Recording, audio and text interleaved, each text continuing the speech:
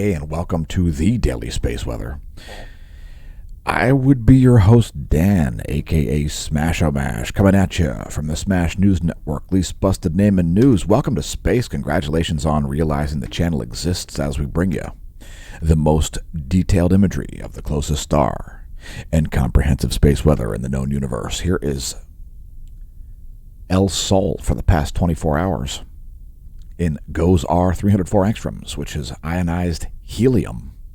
We've seen a reduction in sunspots and the radio flux and solar activity in general. Not a lot of flares or CMEs in the past 24 hours. However, we do indeed, as always, have spectacular close-ups and all kinds of updates about filamentary behavior and more. So get ready. Here comes some more fresh imagery for you. That is the past 24 hours. And here is a different wavelength. This is ionized iron, 195 angstroms from the GOES R.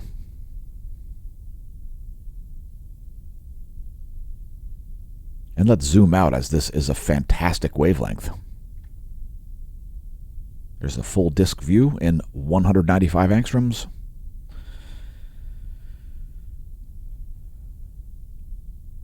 And by the way, if you weren't aware, there is a filament fest going on. So lots of solar filaments, very high likelihood for coronal mass ejections in the earthly vicinity. Nearly a 100% likelihood of coronal mass ejections. You can see some of those filaments down there. There's sort of an extreme close-up of one that's just risen over the southeastern limb. We've also got new coronal holes to cover. And lots more. Let's take a look at the equatorial portion. The most interesting place to watch is still the northwestern limb up here, because there still is some likelihood of a large solar flare up there, and also there also is a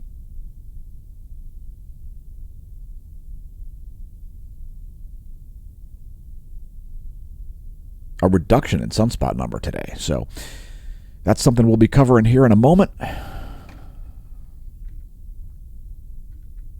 And let's take a look at our Gong 2 intensity grams. Yeah, we've got the Gong 2 intensity grams today because of the missing SDO data. And let's zoom in a little bit. So that is yesterday plus today. It looks like most of these sunspot groups have been largely stable over the past 24 hours. That is the ground-based intensity gram from Udaipur, India. So we do have a little bit of growth down here. This now a beta gamma class sunspot group. Let's take a look at the Gong magnetogram also. This one's from El Teide, Spain. And yeah, let's move on and see what's going on planet Earth for a brief moment here. The volcanoes that are erupting include Abiko, which is producing an 11,000-foot plume of volcanic ash as it explodes. Flight level 110 over Paramushir Island. Sakurajima also producing a 9,000-foot ash plume there over Kyushu, Japan. Semeru exploding, flight level 140. It's a 14,000-foot ash plume over East Java, Indonesia. Dakono exploding, 7,000-foot ash plume. Popocatépetl exploding, flight level 220. 22,000-foot ash plume, 21,000-foot ash plume over Colombia from Nevado del Ruiz, and continuous emissions from Sabancaya in Peru. As far as earthquakes go, no major quakes over the past 24 hours. There are the past 90 days. And did anybody find out anything about the quakes that happened on the Alaskan Peninsula and south of it? We covered a quake yesterday that was at 78 kilometers estimated depth, and it was an other event, whatever that is. So no idea what that might be. Here is your earthquake rundown. We're going to cite quakes over a 5 magnitude. And the first one on our list would be a 5.2 at the Philippines. That was at 14:37 Universal Time yesterday afternoon. There was also a 5.4 out in the Aleutian Islands there. That one was at depth, 118.3 kilometers estimated depth for that. So it looks like only 2 quakes so far. There's also a 5.2 in the Band-Aid Sea. That was at 6:13 this morning at extreme depth, over 550 kilometers estimated depth for that one.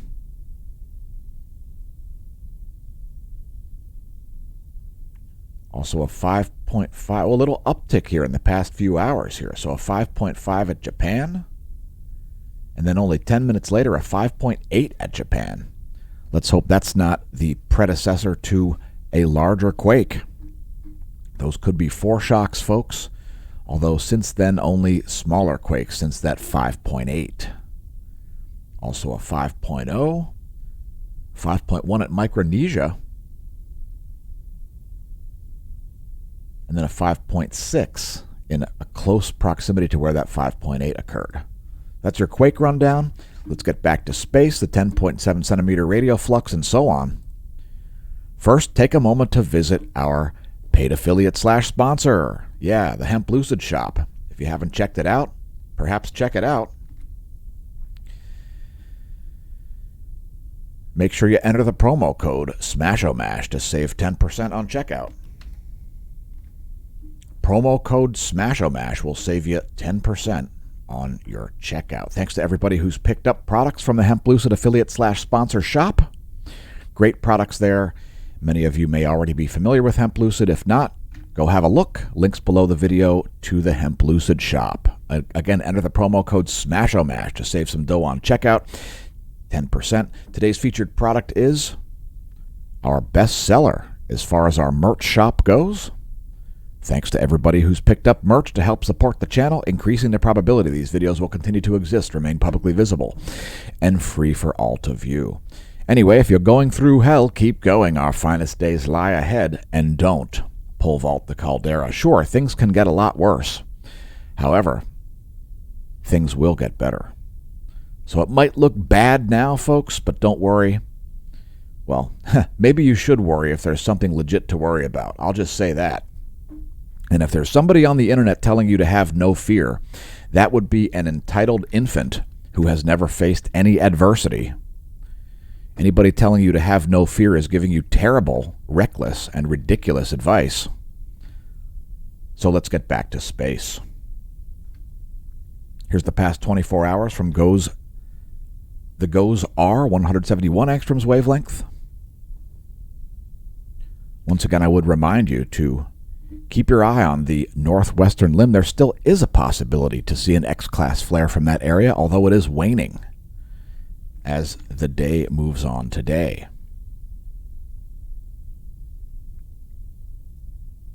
So there's your northern hemisphere. Here is the equatorial region in this house favorite wavelength.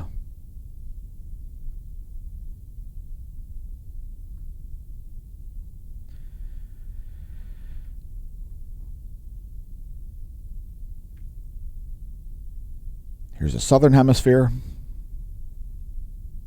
Again, lots of solar filaments here. The likelihood for coronal mass ejections in the earthly vicinity is nearly 100%. Earth has also crossed a sector boundary, by the way. Earth now in a South Pole-oriented current sheet. And there's that northwestern limb that we'll be keeping an eye on. And when I say eye on, pardon the pun. All right, so next is the 10.7 centimeter radio flux, which has dipped.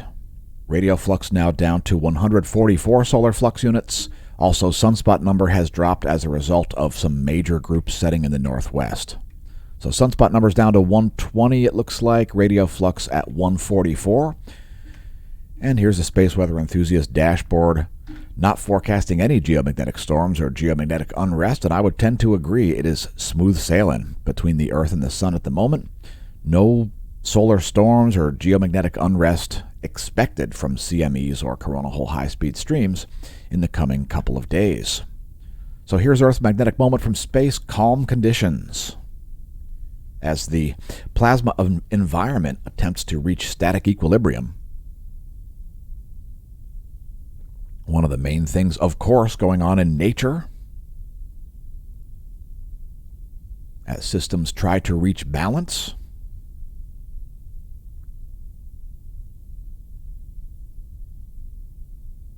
So again, that's the past 4 hours of Earth's magnetic moment from space, modeled by the Space Weather Modeling Framework, depicting magnetohydrodynamic pressure, nanopascals.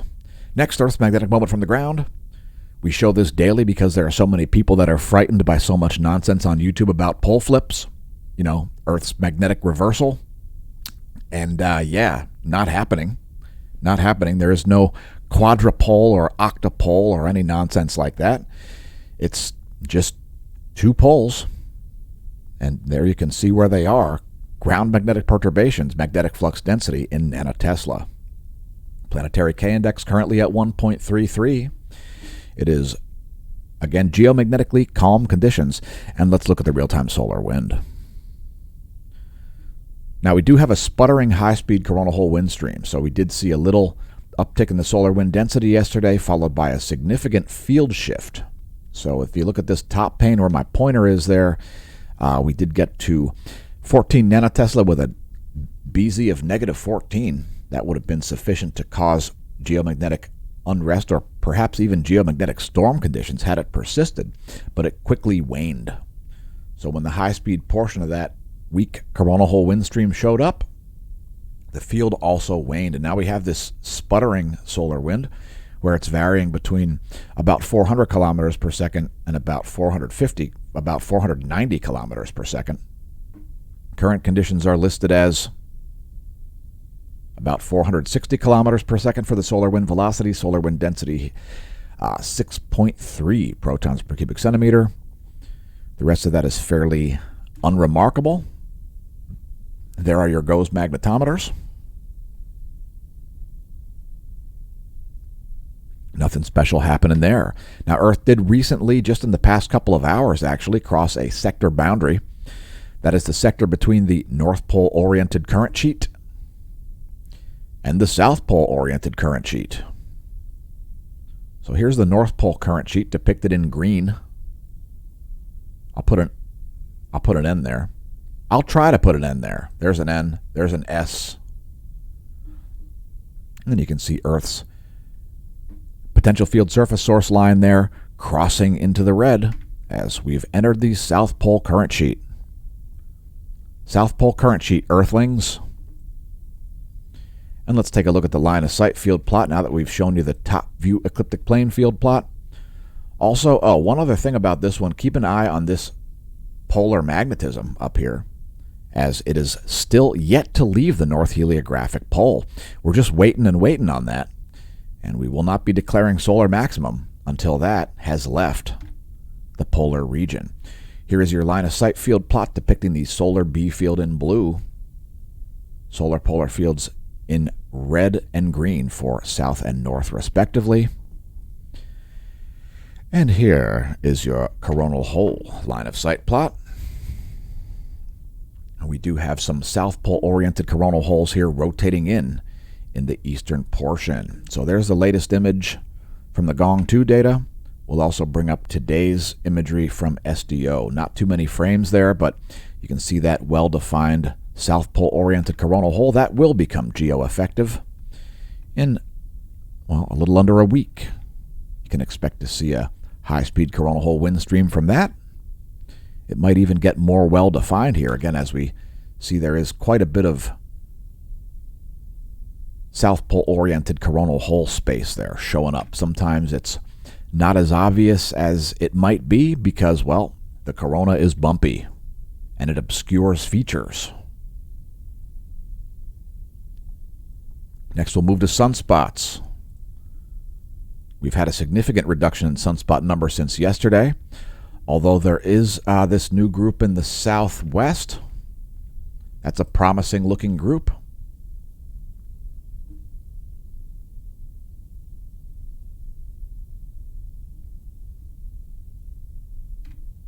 And let's take a look at sunspots here in 1700 angstroms.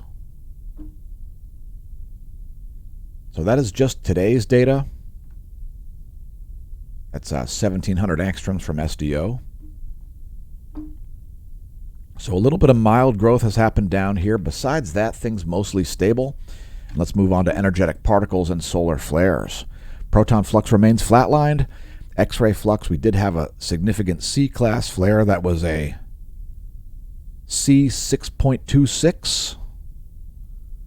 We've only had C-class intensifications since yesterday. We've seen a reduction in the X-ray environment. Here's a good wavelength through which to view flares. The GOES are 94 angstroms.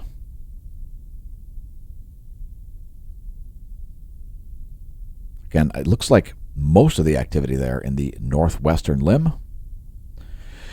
And here is 131 angstroms. Also from the GOES are.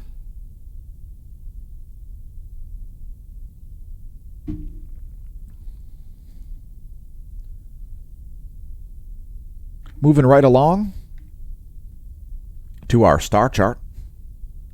This is what's going on overhead where we're located in the Lehigh Valley of Pennsylvania. And if you're up before dawn, you might see Saturn, the Moon, Jupiter, and Mercury ahead of the Sun. If you're up after dusk, tonight Venus reaches its highest point in the sky, the third brightest object up there. So go check that out after sunset. Venus, it will be ultra bright. And here is your solar system forecast. Here is where things are now. And there is where things will be in 1 week. We will have a crescent waxing moon on the 21st of May. And let's move on to coronal mass ejections. Things have been calm as far as coronal mass ejections. Not too many. I don't think there are any earthly directed ones. There's one significant one from yesterday. That is 107 frames depicted there. I'll let that play through one more time, and then I'll show today's coronagraphs.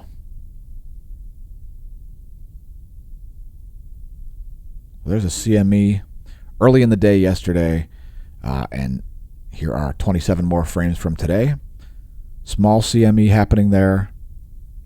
And let's take a look at some additional views here. Here is the Soho Lasco C2 and C3, which is the C3 is basically just zoomed out. Pretty chill here for coronal mass ejections. We'll also show stereo A just in case. There's stereo A appearing here on your left.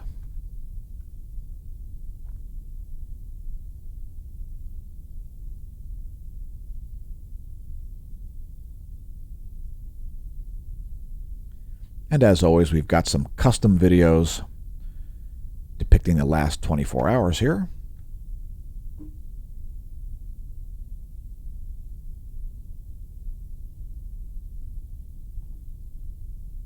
Some CMEs jumping off there. Here's a little closer view. And here's an even closer view. And by the way, let us know in the comments what you think of the 195 angstroms wavelength from the GOES are. I think that's a spectacularly great wavelength.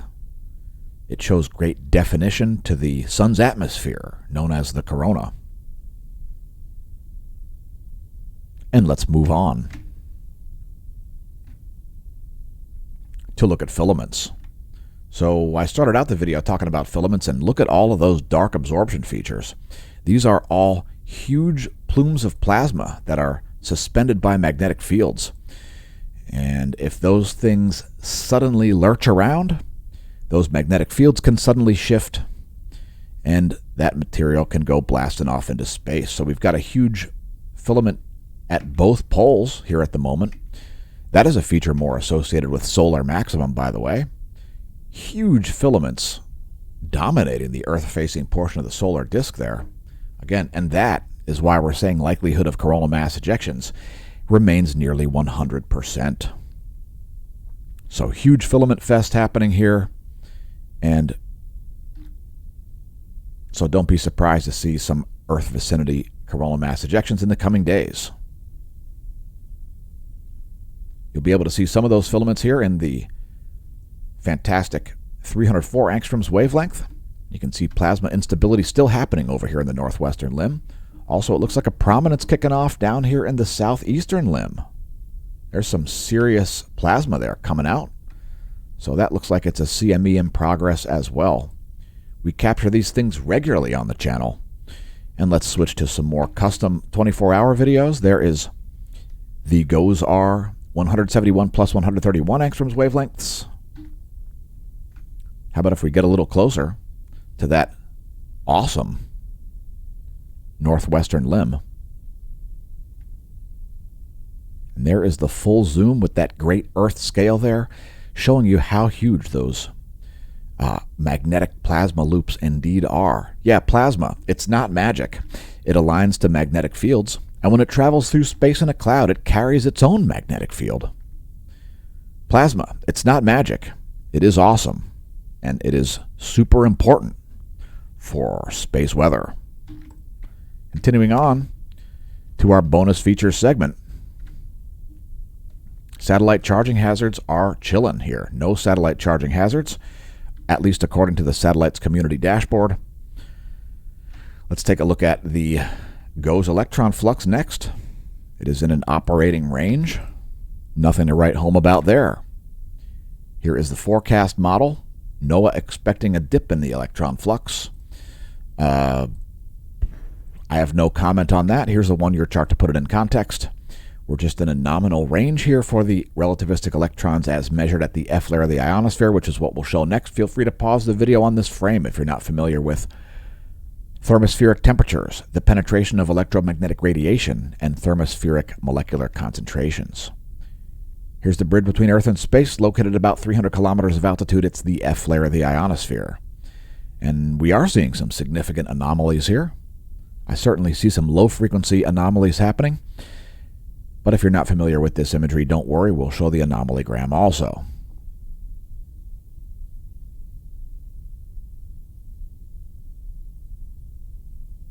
This is one of those things where we immerse ourselves in the data, as you never know what you might find in the realm of science. For example, when we discovered that we've explained the mechanism likely underlying the solar sunspot cycles, that was not on purpose. That was a series of inductive and deductive reasoning that led to this fairly valid hypothesis. Quite valid hypothesis. In fact, I've been trying to disprove it for years. And we've already told the Gold Level Smash team about that hypothesis. We're in the process of writing a paper to explain it right now. Anyway, here's the latest image of the ionosphere. You can see quite a bit of low-frequency anomalies happening there at 11 o'clock Universal Time. There is the ionogram, and there is the anomalygram. That's anomaly in megahertz from a 30-day median. Next is the total electron content forecast. It's depicting free electrons up to about 12,500 miles of altitude, and feel free to pause the video on this frame if you're not familiar with those distances in miles. Here is the total electron content forecast. So we saw some significant anomalies likely yesterday, once again today. There are going to be more northern hemisphere GPS errors than southern, at least, according to this forecast. And there you can indeed see the total electron content's kind of high in the northern hemisphere. So those are the most likely places to see GPS errors. Try using your Wi-Fi location accuracy, which uses the location of known IP addresses to help you navigate and determine your location. Here's a total electron content anomaly from the 10-day average. Some significant electron anomalies there over Mexico and parts of the southern U.S., it looks like.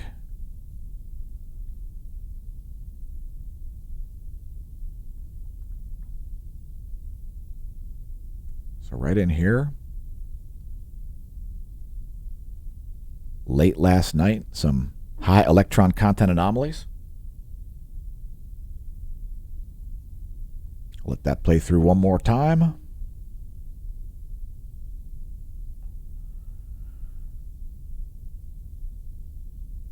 And we'll close out the space weather section of this video with the latest intensitygram. All right, it has refreshed. And the latest magnetogram. So there you go. There's the latest magnetogram and intensitygram.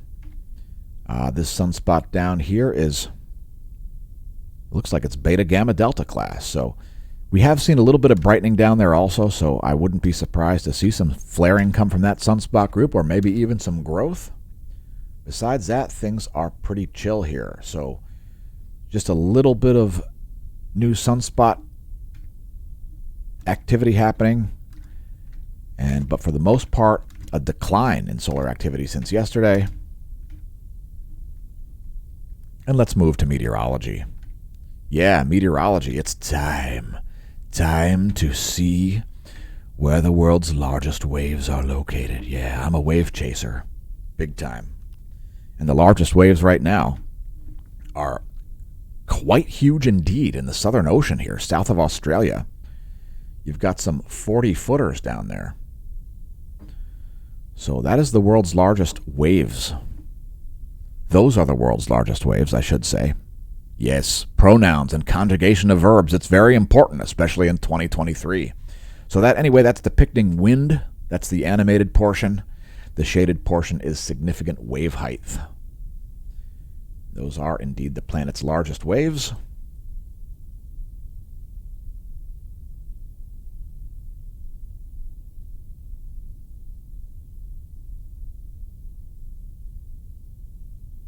And let's take a look at winds.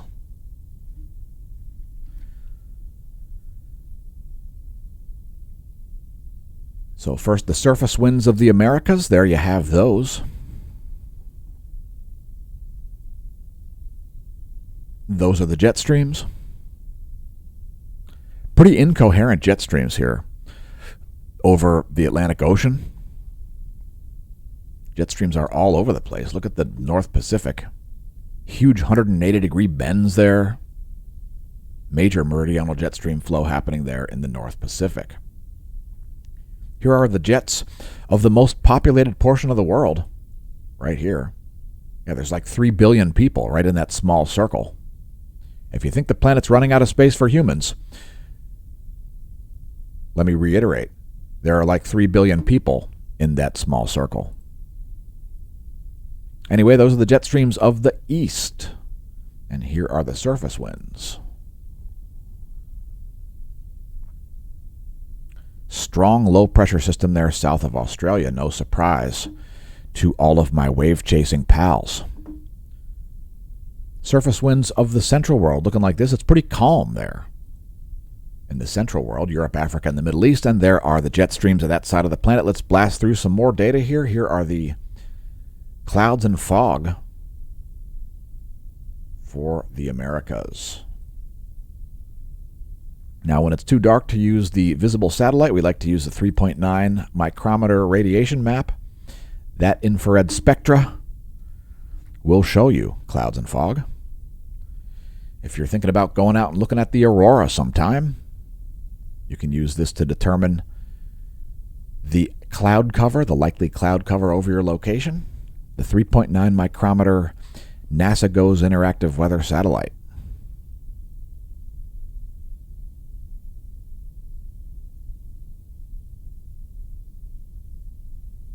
Here's your weather.gov map, and we've got some flooding and some hydrologic outlook and some excessive heat in the Pacific Northwest. So we'll scroll down briefly to show you the key. If your location is lit, head to weather.gov and get your weather warnings there based on that map, weather.gov. And here are some forecasts. This is the total accumulated precipitation in inches based on the GFS 72-hour forecast. I figured since there was flooding, I would show it. And since there's hydrologic outlook, let's take a look at global cryospherewatch here to see the state of snow. So first we'll look at the snow mass balance, not including mountains. So for the Northern Hemisphere, it's been a 7th consecutive winter of record snow. And the snow mass balance here is right in the middle of the plus or minus 1 standard deviation, which is the blue shaded region. So pretty unremarkable there. The snow extent is at the upper portion of the plus or minus 1 standard deviation range, the area between those blue lines. So snow extent a little on the high side here, but not excessive. And the snow mass, the snow water equivalent, still very, very high, well above the plus or minus 1 standard deviation. So there's still lots of snow to melt. And it looks like the entire graph is being shifted to the right there. Perhaps later springs are a new thing. Who knows? Are the entire seasons shifting? Let us know in the comments what you think. Of course, regional areas do not reflect the entire planet's climate. Anyway, here's your 72-hour GFS pressure and precipitation forecast.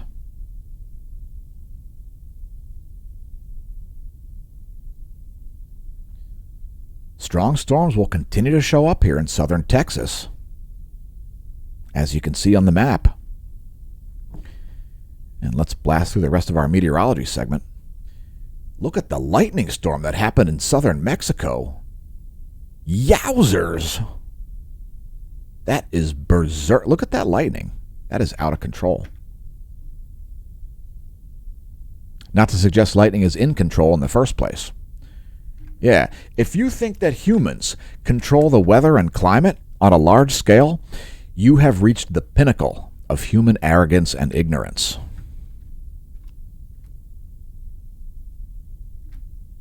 Here's a real-time lightning map from lightningmaps.org. And some thunder showers here in the U.S. An active cell here just north of Oklahoma City. Hey, Edmond, Oklahoma, there's thunder rolling in. Doesn't look too extreme. Next time you hear thunder, check out lightningmaps.org. You can convince your friends and foes that you're Thor or perhaps Zeus or something like that. Maybe you'd like to portray a horror movie villain. Let's talk about supporting the channel. There's an Amazon shop, and we're going to be adding a lot more stuff. If you want my radiation reflecting boonie hat, you can find that, as well as Hawaiian shirt selections, bulk spices, like the coffee that I drank, like the cocoa I drank in my coffee just this morning. Yeah, Anthony's Organic. Buy it in bulk through our Amazon shop. Support the channel that way and help us out in the endeavor to keep these videos existent, publicly visible, and free for all to view. Kitchen gadgets, office furniture, and vitamin supplements are already there. Look for lots more to come. Links on the homepage at smashomash.com, as well as below this video in the description. So there you can see that Amazon link. Again, more stuff coming there soon. Links at smashomash.com, and welcome to the Neo Renaissance. If you want to support the channel via subscription services, the official subscription services site of the Smash Team is the Smash Team site at smashomash.com/SmashTeam. In 2019, a crack YouTube unit was sent to social media prison for a crime we didn't commit. We promptly escaped the maximum security social media stockade to the internet underground, where we survive as producers of fortune. If you have a problem, if no one else can help, and if you can actually find the videos, maybe you can hire the Smash Team. No, you certainly can. There's a link right on the homepage, as well as below this video, to the Smash Team site. Join at the gold or silver level for additional content. These videos were brought to you in part by gold and silver Smash Team members. There's also a bronze level. We send out email alerts. You can even have your own custom at smashomash.com email address if you join at the gold level. Let's take a look at snow cover. Since we talked about melting snow, there is still a lot of snow in California, but especially in the Rockies. Look at all the snow in Colorado, Utah, Idaho, Montana, Wyoming, and into the Canadian Rockies as well. Plenty of snow to still melt.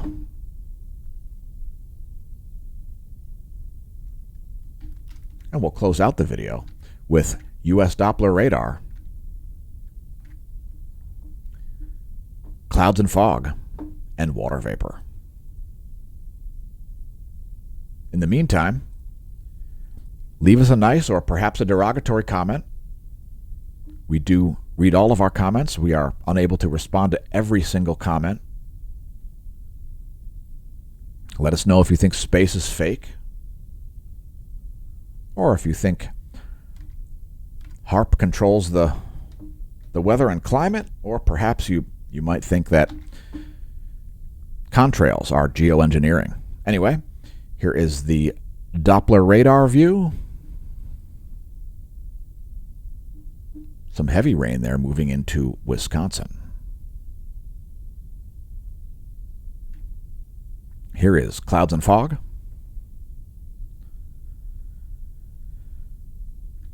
And there is water vapor.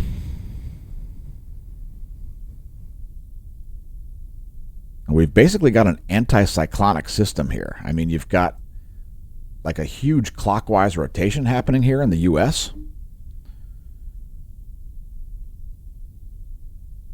And like we said earlier, the jet stream is all over the place, so you may see some funky weather here. It is mainly a result of the jet stream interactions. Hopefully that helps. Hopefully that's clarified things as we bring you your space and Earth weather together. Congratulations on realizing the channel exists. I've been your host, Dan, a.k.a. Smash-O-Mash. Signing off. And in the meantime, may that solar wind be at your back.